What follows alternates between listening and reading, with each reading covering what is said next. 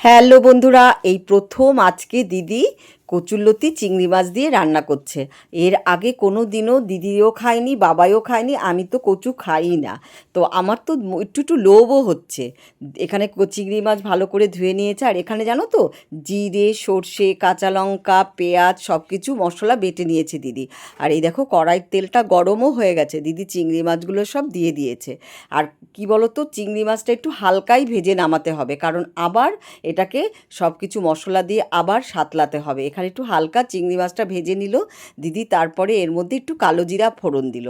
আর আগে থেকে ধুয়ে ভালো করে কেটে মানে কি বলতো ভাপ দিয়ে নিয়েছে কচুরলতিটাকে। এটাকে এখন এই তেলের মধ্যে দিয়ে ভালো করে ভাজা ভাজা হবে। এবার কি বলতো, এই তেলটার মধ্যে আগে দেবে মশলাটা, তারপরে দেবে হচ্ছে কচুরলতি। এই মশলাটা দিয়ে দিদি ভালো করে মানে মশলাটাকে কষিয়ে নিচ্ছে। আর দিচ্ছে হচ্ছে পরিমাণ মতো হলুদ আর লবণ। এই মশলাটা ভালো করে কষানো হলে তবেই দেবে কচুরলতিটা।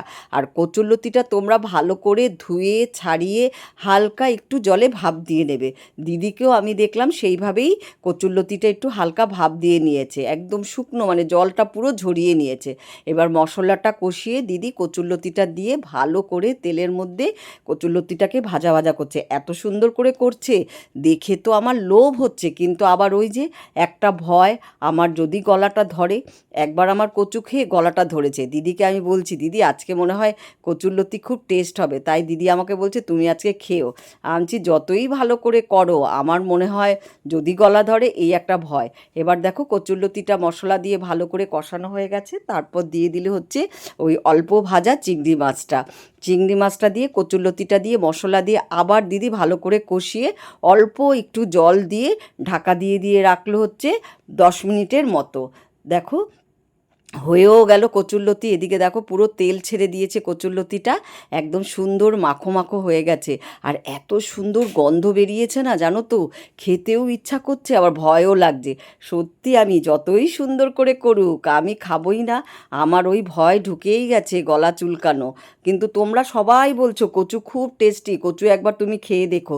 কিন্তু আমার মধ্যে যে ওই যে একবার কচু খেয়ে গলা এমন ধরা ধরেছে না, এখন আমার লতি বলো কচি বলো আমার কিছুই মানে খেতে ইচ্ছা করে না। তোমরা যেহেতু আমরা পূর্ববঙ্গের লোক, তবুও আমার কচু খেতে ভয় লাগে। এখন দিদি বলছে আজকে তুমি একটু টেস্ট করে দেখো। আমি না না চেষ্টা করব, মানে না খাওয়ার মতোই ওই চিংড়ি মাছ বেছে বেছে একটু খাবো।